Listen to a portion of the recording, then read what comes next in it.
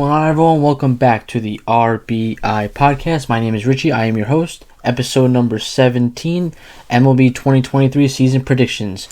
Baseball season is finally here. In about 6 hours, the games will be getting underway. This is going to come out at 7 a.m., so 6 hours, this game will be getting underway. And before we start, like always, follow me on Instagram, Twitter, TikTok at RBI Pod.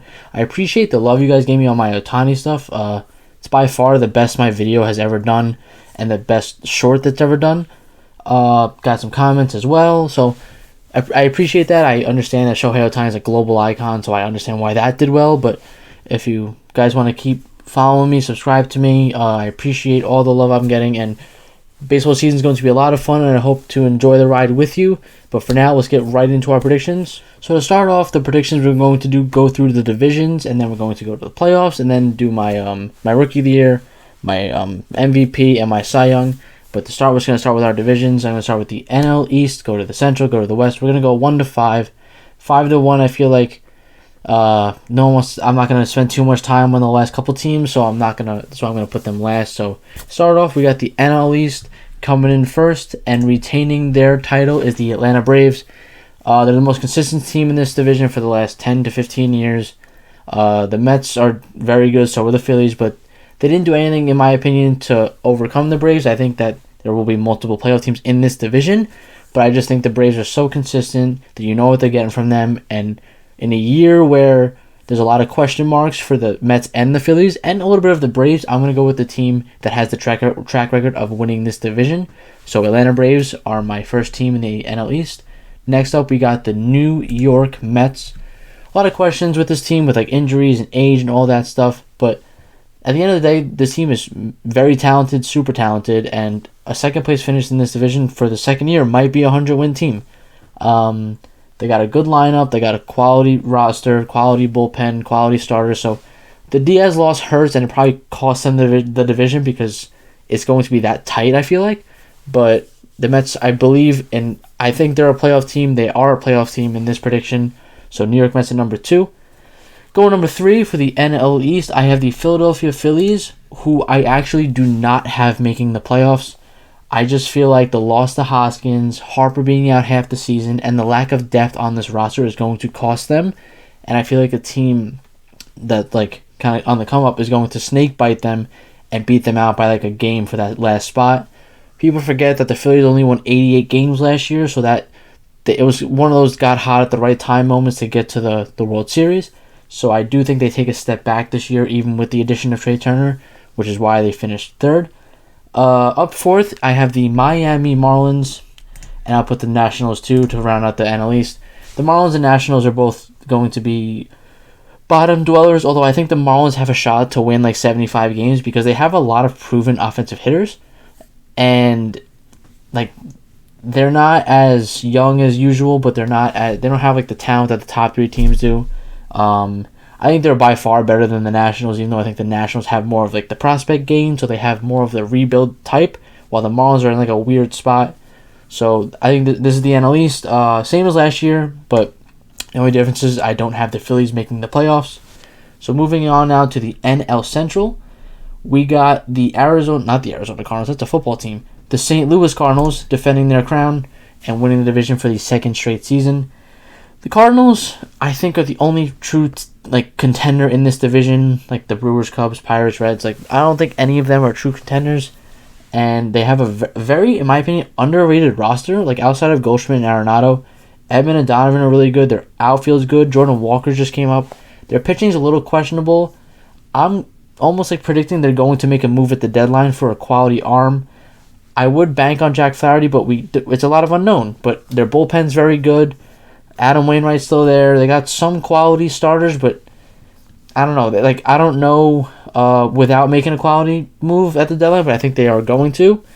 And this roster, just from top to bottom, is one of the better ones in the National League. And plus, this division is so bad that they might win this division by default. Next up, we have the Chicago Cubs, a surprise at number 2. Hear me out here. The Brewers, I'm going to get them in a second, but the Cubs made a lot of quality, like, veteran professional moves, like with the Cody Bellingers, Dansby Swanson, Jameson Tyone. So I know they lost Wilson Contreras as well, but they were starting to be on the come up last year. They have like Chris Morel, they have Seiya Suzuki, Ian Happ. They have quality players. They don't really have a superstar, I feel like. Like Dansby Swanson signed a mega deal. Not a mega deal, but he signed a big contract, but I don't think he's a superstar player. But I think they take a step forward this year. I think it's year 3 under David Ross, so you're going to have to start seeing some improvement. This might be a little bit of an uptick here, but I have the Cubs finishing in second. I don't have them making the playoffs, but the Cubs are my number 2 team. And right behind them is the Milwaukee Brewers. I have spoke ad nauseum how disappointed I was with the Brewers offseason. I know they added William Contreras, but they lost a lot. And I feel like this third place finish is because there's a lot of rumblings with Corbin Burns and other players about like trade rumors and like are they going to get moved off. And I feel like the Brewers won't hesitate to be sellers at the deadline, and they will struggle to be buyers because just the way they run their thing with payroll and all that stuff. So the Brewers are in third for that reason, because I feel like the Cubs will overtake them eventually in like mid-July. The Cubs are in a weird spot, but so are the Brewers. But the Brewers, in my opinion, have more guys that are going to ship off, like the Corbin Burnses, Willie Adameses. So those guys off the Brewers makes them worse than the Cubs. And just like the NL East, with the NL Central, I'm going to just put the Pirates and the Reds. Pirates have like O'Neal Cruz and Ke'Bryan Hayes. And I just got an alert that they might be signing Brian Reynolds long term, but that would be pretty cool. And the Reds have Hunter Green and Jonathan India. But besides that, these teams are just not good, and not a lot of expectations out of them for what feels like the 6th or 7th straight year. I know the Reds were good a couple years ago, but let's be honest, they haven't really been a true contender in about 10 years, which is unfortunate, but it is what it is. Moving on to the NL West now. I think this is the year. I think this is it. San Diego Padres take the division. I just, from a talent standpoint, they are like a lot better than the Dodgers, I feel like, this season. And like adding Bogarts, having Soto for a full year. Their rotation is, like, I would talk about the lack of depth, but they do have 6 quality arms, like if you include Lugo, Martinez, and Waka. So that's not going to be as much as a problem as people think it is. And like I said, the top 4 of that lineup is insanely good, like with Tatis, Bogarts, Soto, and Machado. I didn't even mention Jake Cronenworth, and we're already at an all-star lineup. So San Diego Padres at number 1. Number 2, just the Dodgers. They're not going to fall that far. They still got Mookie Betts. They still got Freddie Freeman. Their pitching is always going to be good. They are a factory over there. I just think the Padres are going to be the best team in the National League. I have them as my 1 seed. So the Dodgers finishing at 2 isn't the end of the world. So Dodgers at 2, not much to say. We all know how good they are, and we all know they're saving up for Shohei Ohtani, which should terrify the entire league. At number 3, and finishing in my 6th wild card spot, or my 6th seed, is the, you guessed it, Arizona Diamondbacks. I truly think this team makes the playoffs. Merrill Kelly and Zach Allen is a good 1-2 punch at the top of the rotation. Their lineup is flooded with young athletic players with Jake McCarthy, Corbin Carroll, Ketel Marte, Christian Walker. They added Evan Longoria as a veteran. They have so much young talent, and I feel like it's going to really come into fruition this year. And Corbin Carroll is going to lead the troops like Julio Rodriguez did last year for the Mariners. And the Arizona Diamondbacks are taking that 6th wild card spot. You heard it here first. Finishing out this with the 4th and 5th spot, I'll go 4 and then 5 because it's a clear difference. I have the San Francisco Giants. I think this team will be pesky. I think they're going to finish with a winning record. I just don't think they're better than the top 3 teams above them. They have some pieces like Mitch Haniger, Michael Conforto, Ross Stripling are 3 moves they made this offseason that I thought were very quality. Obviously, they missed out on Carlos Correa and Aaron Judge, but I expect them to be in the Ohtani sweepstakes next year, and I just think they're going to be one of those pesky teams that's going to be in the wild card hunt to the end, battling with the Cubs, Phillies, and Diamondbacks, and even Brewers, I guess. But Giants, they're going to be a tough out, but I just don't think they have the true star talent or talent in general to beat the 3 teams in front of them. And rounding out the division is arguably the worst team in the National League, the Colorado Rockies. I like Chris Bryant. I think he's going to have a comeback season. Besides that, they don't really have much going for them. Ezekiel Tovar is a pretty good rookie.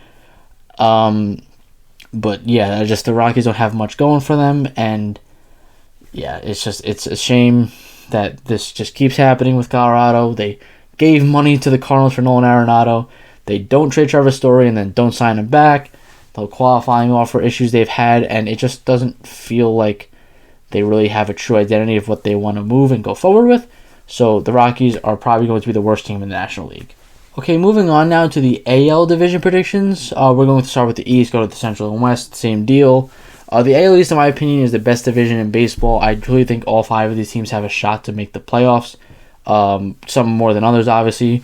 But to lead the pack, I have a new winner. I have the Toronto Blue Jays. The Toronto Blue Jays added Chris Bassett. They added athleticism with Dalton Varsho and Kevin Kiermaier, something they truly lacked. And I think another year of maturity for this team is going to go a long way, as well as John Schneider from the jump as the manager. But the Blue Jays, I think they overtake the Yankees. I think the early season injuries for the Yankees are going to cost them in the long run. I still think the Yankees are a quality playoff team that's going to make a deep run. But the Blue Jays, I think, are the division winners, and I think that they just have the most talent on the roster. I feel like this is the year they finally put it all together and finish and finally take the AL East. At number 2, I got the New York Yankees. Even with the injuries, they have a lot of talent still. They call up Anthony Volpe. I just think they just have like such a winning culture when it comes to the regular season, and obviously the 27 championships. But in recent memory, the regular season they've had an over 500 record. It feels like every year of my lifetime. That could probably be wrong, but it feels like that. Judge is going to lead the way. Volpe's going to give them a spark. Garrett Cole's an Iron Man. They have a lot of reliable players at their star positions, and that's going to result in a lot of wins. They probably win 95 to 97 games and make the playoffs like they do every single year. And speaking of being all reliable, even though everyone counts them out, the Tampa Bay Rays are finishing 3rd this year. They're going to win 88 to 91 games. I do think Wander Franco has to make a big step, and he will. I just think he has got to stay healthy. Same with Brandon Lau. Their pitching is really good. I like the Drew Rasmussen, Shane McClanahan, Jeffrey Springs, Zach Eflin, top 4. You could throw in Luis Patino, and eventually Glasnow will be back. But the Rays are just going to Tampa Bay Ray you to death and win games throwing 12 pitchers and scoring 3 runs. Like, they just do it every single year. I'm not going to count them out. But like always, I think their talent will stop them from being better than the Blue Jays and Yankees. This is a toss-up I had. I have tied for 4th, technically, in the bottom of the AL East. I have... Why can't I find it? Here we go. I have the Orioles and Red Sox. I think they both go like 82 and 80 or 80 and 82. The Orioles really disappointed me this offseason by not getting quality bats to really make a run for the playoffs. And the Red Sox lost Xander Bogaerts, so it's going to be hard to complement that and replace that. But I do think that, like, I love Masataka Yoshida. I think Chris Sale might bounce back. Trevor Story will eventually be back. And they have some good players. Same with the Orioles. And the Orioles probably have the best player out of the... Actually, no, never mind. Rafael Devers is the best player out of the 2 teams. But Ali Rushman can be well on his way to that. So they have places to build both of these teams. But I just feel like they leave something to be desired when it comes to this season. So they are 4th and 5th in my division, but they would arguably be the second team in the Central, so which is nuts. Moving on to the AL Central, actually. They're going to keep it, the Cleveland Guardians. I was tossing up with them and the Twins, but I'm like, Andres Gimenez just got a nice extension, but that has nothing to do with this year because he was going to play on the team anyway. They're just really good at having an identity and knowing what they are. Even like the McKenzie injury hurts as well, but like always, they just find ways to win. They find pitching. Shane Bieber's still there. Emmanuel Clase is still dirty. Joe Ram's a superstar. And I just think knowing what you are is so important in sports, and the Guardians are kings at that, and that is why they consistently win ball games, and they're going to take the AL Central again. Finishing in 2nd, I have the Minnesota Twins coming off a disappointing year. I do think they missed the playoffs again, but they'll finish over 500. I just think this team is very average. They're very, like, besides shortstop, they're, like, Buxton's really good, but he just can't stay on the field. Hopefully he can stay healthy. Their rotation, Joe Ryan, Pablo Lopez, headlining it, that's not bad. It just, they're not better than the Guardians, I feel like, and the top 3 teams in the East are much better than the Twins, so that leaves them at a disadvantage. So Twins at number 2, but that's more for the fact that this division is just not very good. Number 3, I think the Chicago White Sox are what they are. Their offense is solid. Losing Jose Abreu and not replacing him is going to hurt them more than anyone thinks. And the rest of this roster just leaves a lot to be desired. Like, they still don't really have the greatest defenders. They don't run the bases that well. They rely a lot on power and a lot of locked potential.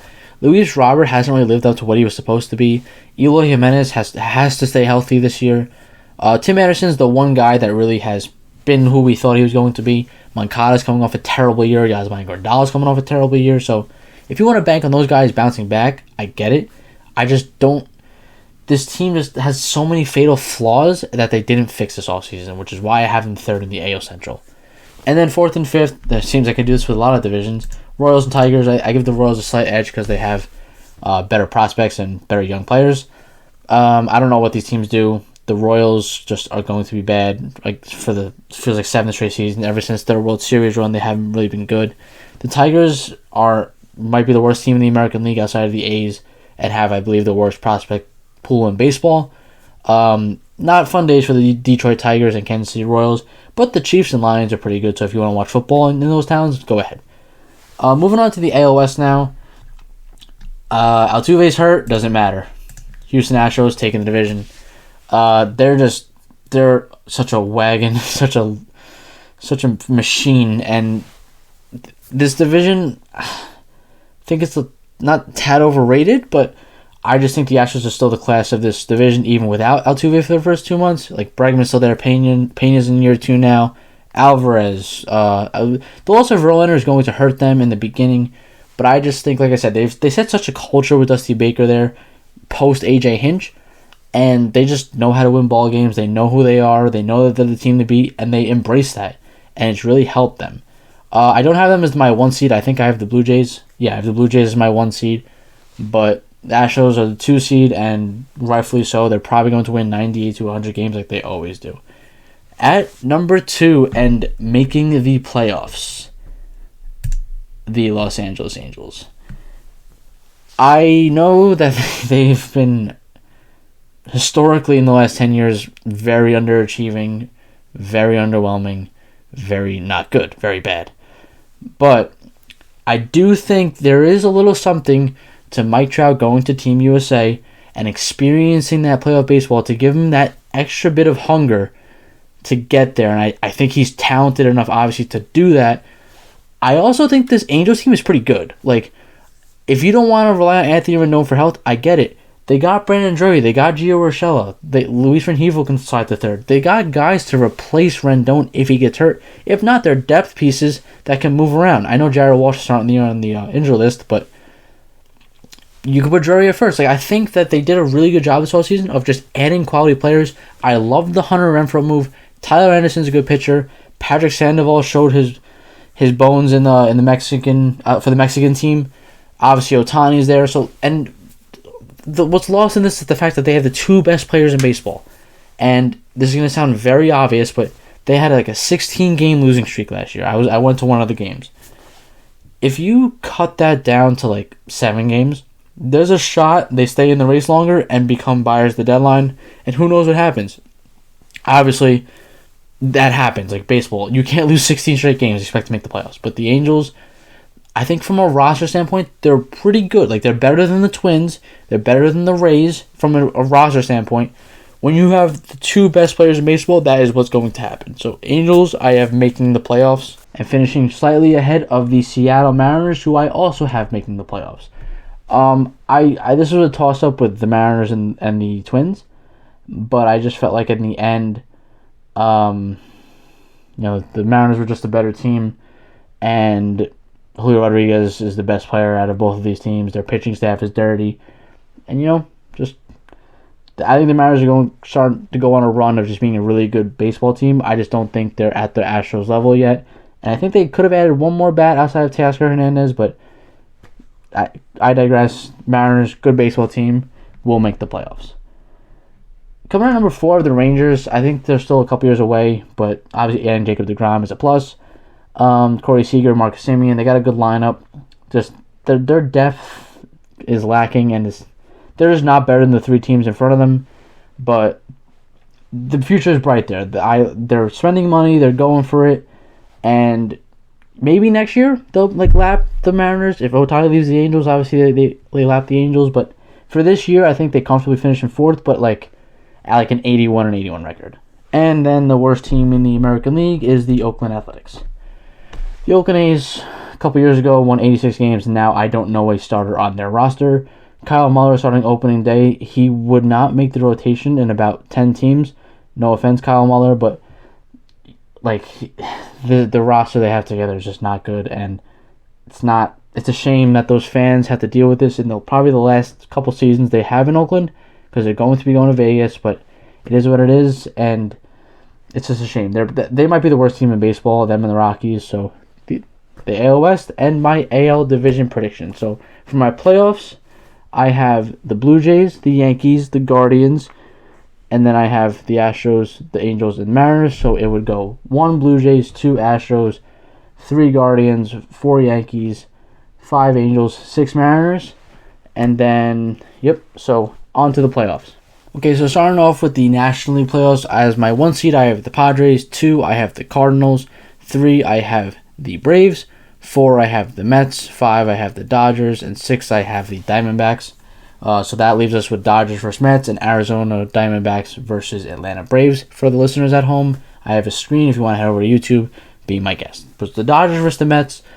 The Mets are the better team here. I think they're just better roster, so I think they win this game. The Dodgers, this is kind of a weird year for them. They still have stars, but they didn't really go for it feels like. And I think other teams are better than them because of that. But they'll be back when they probably get Shohei Ohtani and ruin all of our lives. But anyway, the Mets move on to the NLDS. The wild card round, I think this is the Diamondbacks' Cinderella season kind of ends with the Atlanta Braves, who are trying to win a World Series, just like the Diamondbacks are, but the Braves are probably closer, or much closer. And they get the win, and they go up against the St. Louis Cardinals for an NLDS matchup of the Padres versus the Mets and the St. Louis Cardinals versus the Atlanta Braves. We have a rematch of last year's wild card round with the Padres and the Mets. 2 really good teams that went at it. None of the games were really that close last year. I believe it was 7-2, 4-0, or 5-0, and 6-1. None of the games were close. I just think this is a dogfight. I think the Mets prevail. I think the Mets beat the Padres here. I like their front end pitching more than the Padres. And Verlander and Scherzer, who knows with Senga, but those top 2 guys can really carry a series. The Mets, in my opinion, have kind of an underrated lineup. I think a lot of people are selling them short because of their lack of power.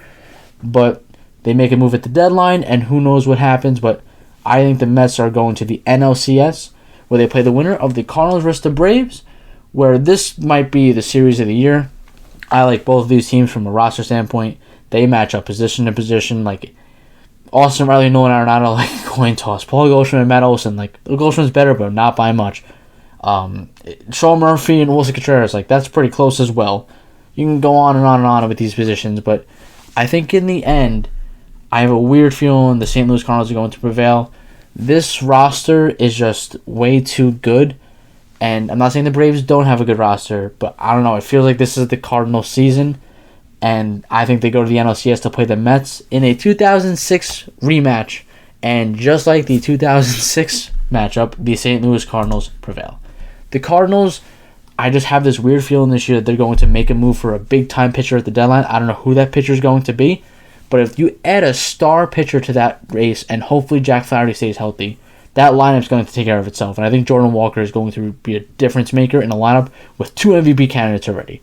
So my National League champion is the St. Louis Cardinals. So moving on to the American League, I have the 1 seed Blue Jays, 2 seed Astros, 3 seed Guardians, 4 seed Yankees, 5 seed Angels, and 6 seed Seattle Mariners. Angels versus Yankees.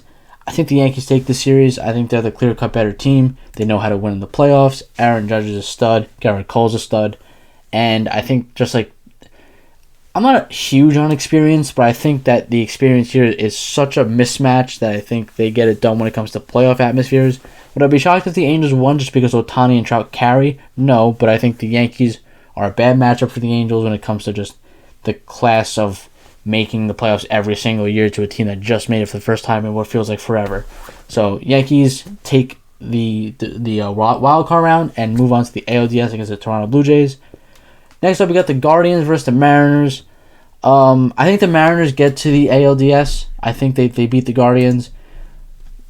This is probably I don't know if the worst matchup for the Guardians, but from a pitching standpoint, this might be the only team out in the wild card round that would match up with them as a pitching staff. Maybe the Yankees, but I just think the front end talent with Bieber and McKenzie, you can't really go wrong. Obviously, Colin Rodon's great, but we'll see with Rodon. I know this is a playoff prediction, but it doesn't matter. It's a moot point because it's not the matchup. But the Guardians and the Mariners, I think the Mariners take this series. They're the better offensive team, and I think that's going to be the difference maker because they both have good bullpens, they both have good starting rotations, they're both coached very well, and they both do a lot of things well. But just overall, from a talent standpoint, the Mariners have a slight edge in the offensive department, moving them to the ALDS. Where we now have the Blue Jays and Yankees. This is I guess a surprise matchup for some people. I don't think a lot of people have the Blue Jays this far. I feel like a lot of them kind of a little down on them this year. I'm not, though. I have them beating the Yankees. I really think this is the year that they put it all together and make a deep run in the playoffs. And the Yankees, their offense is good, but outside of Judge and Rizzo, like Stanton, is he on the downside? Is Donaldson, we already know, is on the downside. We'll see with Gleyber Torres. And like you're trusting like a rookie and like Harris Bader, who's career league average hitter, if not below league average. So I think that unless like I said, Oswald Cabrera might make an impact, but overall it's Judge and Rizzo and Torres. Those are the top three guys. And the Blue Jays just have more talent from top to bottom. And I think, like I said, if they put it all together, they can really do damage this year. In the other game, I have the Astros and the Mariners. Astros do it again because the ALCS for feels like 10th straight year, but it's probably like 8. They're just like I said, they're such a wagon, such a machine, and just will get it done. This is a rematch from last year. If you remember, though, that series could have easily been 3-0 Mariners because Yordan Alvarez hit the walk-off home run. They won 1-0, and then I think they won in 18 innings. Like, it was some crazy stuff that happened that cost the Mariners their season, but the Astros, defending champions, get to the ALCS against the Toronto Blue Jays. So now for the ALCS, Blue Jays and Astros, I have the Toronto Blue Jays winning the American League and going to the World Series against the St. Louis Cardinals. Like I keep saying, this team is poised to make a big run, just like I feel like the Cardinals were poised to make a big run. The Blue Jays just, like, their rotation, Manoah, Gausman, Bassett, if Berrios can figure it out, oh, wow. Yusei Kikuchi, if he can figure it out, even if those guys can't, their top three is so good, their lineup is deep, like I keep saying, they added athletes, and they just became a very well-rounded team, which is something they very much lacked in years past. So my American League champion for the 2023 season is the Toronto Blue Jays. So now for our World Series, we got the Blue Jays versus the Cardinals. If you go by position, Kirk, Contreras, probably Kirk. First base, probably the Cardinals. And then we can go on and on about that. At the end of the day, I think the magical run for the Toronto Blue Jays gets it done. I think the Toronto Blue Jays win the World Series this year. I think they hoist that trophy up. Like Vlad Jr. said last year, I think this is going to be the movie year. I just don't know if he should be saying that because it hasn't worked out yet. I just think this team is kind of being underrated when it comes to a roster standpoint on like the Dalton Varsho move, Chris Bassett. I keep bringing up these guys, Kevin Kiermaier. They're not crazy moves, but it was a fatal flaw that needs to be fixed for the Blue Jays. They already have star power. Bo Bichette, Vlad Jr. Vlad Jr. in a walk year, or what it feels like a walk year because of contract negotiations. He's going to be playing with a chip on his shoulder. Bo Bichette fresh off a new contract. Matt Chapman's a really good player. There's talent all over the field. Josh Schneider seems like the perfect guy for this team. And the Toronto Blue Jays are your 2023 World Series champions. Before we end today's video, I'm going to do my award predictions now for the Cy Young, Rookie of the Year, and MVP. We're going to start with Cy Young. Out of the American League, I have from your World Series champions, Kevin Gausman, Toronto Blue Jays. Kevin Gausman was one of the best pitchers in baseball last year from a WAR perspective, and I think he builds off that. I was going to go with him or Manoah, but I decided to go with Gausman. I think he's overall got more of a track record than Manoah, but like I said, either one of them could have won, so I just went with Gausman. I like his stuff, I like his upside, And I think if he can dominate, there's no reason why he can't win the Cy Young. So Kevin Gausman, my Cy Young of the American League. Moving to the National League, speaking of walk years, Julio Urias of the Los Angeles Dodgers. He's been one of the best pitchers in baseball and might be the most underrated pitcher in baseball for a long time. He consistently feels like he wins 20 games. I know he won a couple years ago. He's their best pitcher now without Walker Buehler. I think he'll get more praise and more media attention. And I think because of that, it sways some voters, and they really recognize his talent and vote him for the Cy Young of the 2023 season. Moving to Rookie of the Year, this was a tough one. I didn't want to go chalk with Corbin Carroll and Gunnar Henderson, so I didn't. And with the American League, a guy I have been raving about for a couple weeks now, Masataka Yoshida of the Boston Red Sox. Masataka Yoshida seems like a guy that does everything well. Showed a little bit of pop, great contact player. And I think he's going to be a big reason why the Red Sox are kind of in it. And I also think that he has all-star potential. With that being said, this might be going out on a limb a little bit. I know that some of the guys in the Orioles are really good. Anthony Volpe's up. But I truly think Masataka Yoshida is going to win Rookie of the Year. And I think the World Baseball Classic was just a preview of what you were going to see for his career. Moving to the National League now, I went with a little bit of a crazy one. Like I said, I didn't go chalk. I didn't go Corbin Carroll. But I went with a guy that I know is going to play every day and has a tremendous upside and plays in a very favorable ballpark, and that is Ezequiel Tovar of the Colorado Rockies. Tovar, he's going to play shortstop every day for this team. He's guaranteed at bats. He plays in a great ballpark. And I think because he's going to be comfortable playing every day, his talent's going to show, and he's going to really show out and win Rookie of the Year. I don't think the Rockies go anywhere this year, but I think Ezequiel Tovar is a bright spot. Moving to MVP now, the fun one. I went out on a limb here, and I took Shohei Ohtani. Shohei Ohtani, it's hard to pick anyone but him just because it took Aaron Judge hitting 62 home runs to beat Ohtani, and I don't see anyone having a historic season in the American League besides his teammate Mike Trout maybe, but I just think Ohtani, the ability just to be consistently dominant. If he was dominant in one of them, he'd win MVP, but he's dominant in hitting and pitching, so it makes it a no-brainer to pick him for MVP, even if it's boring. But so Shohei Ohtani is my American League MVP. Moving to the National League now, for the last thing of this video, I got Manny Machado winning the National League MVP. He's due for one. He's never won one, and boy, does he deserve one. He mans the post every single day. You're going to see Tatis come back, and I feel like he's going to have that you forgot about me mentality.